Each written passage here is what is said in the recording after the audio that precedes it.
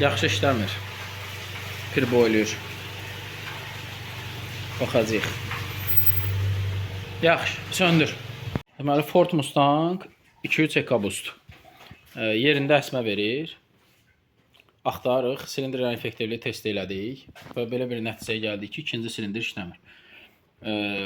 Boş gedişdə dördüncü silindr işləmir, o heç. Burada boş gedişdə vəziyyət yaxşı deyil. Dördüncü silindirdə. Deməli, burada əməlli başda belə belənti şeylər var. Yəni, yolda özünü buraxır dördüncü silindir. Bilmirəm niyə. Diapazondan aşağı düşmə də var. Bütün silindirləri dalca çəkə bilir. Çəkir, çəkir. Sonra. Farsunkaların testində heç bir problem yoxdur. Yenə də farsunkaların testində 4 biraz özüm bildirir, amma problem yoxdur da. Amma alışmada ikinci silindir belə vəhşi bildirir özünü. Belə ikinci silindir. İndi 2 ilə 4-ün 2 ilə 3-ün yerini dəyişərik. 1 ilə 4-ün yerini dəyişib testi təkrar edərək bax görək nə nəticə verir. İnşallah müsbət nəticə əldə edərik. Canımızı qutararıq alışdırma şamı ilə azatma. Deməli ehtiyac olmadı sveçaların yerini dəyişməyə. Valla həqiqətən söz tapmıram deməyə. Çox yəni maraqlı.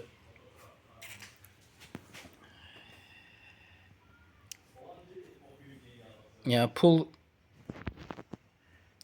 verib insan sveçə dəyişdirib. Özü maşının yanında durmayıb. Sizcə bu sveçə dəyişilib? Bu alışma şamı dəyişilib. İkinci silindirdən çıxartmışam. Bu da birinci silindirdir. O 4-ü hələ çıxartmamışam. Gözləyin, açmışam amma hələ çıxartmamışam.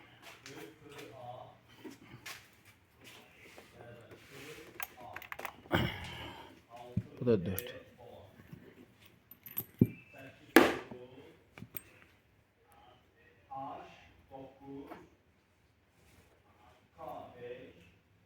Bu necə təzə dəyişilən alışdırma şamıdır? Mənə çox maraqlıdır.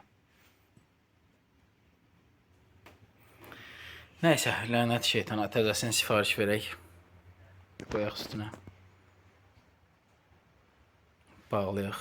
Yağ yerinə düzəldək, cəmaatı maşına verək.